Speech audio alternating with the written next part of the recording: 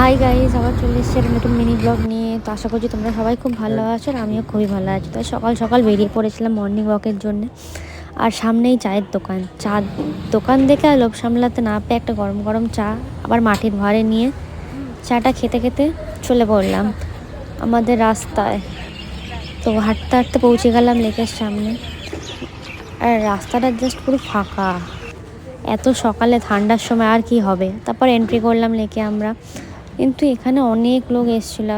আমি ভাবছিলাম খালি আমি সকালে এসেছি, বাট না, অনেকজন এর মর্নিং ওয়াক করতে এসেছিলো। আর যখন একটু আলো হয়েছে তখন লেকের ভিউটা হেভি সুন্দর লাগছিলো। তোমরা দেখতেই পাচ্ছ পুরোটাই ফাঁকা এই জায়গাটা। আর আপনাদের সিনটা দেখো, জাস্ট ওয়াও লাগছিলো। আর জানি না আমি কত দিন পর সানরাইজ দেখেছি। আবার কেউ ছবি টবি তুলে ন্যাকামো করে একটুখানি আবার একটু মাছগুলো এখানে হেভি বড় বড় ছিল।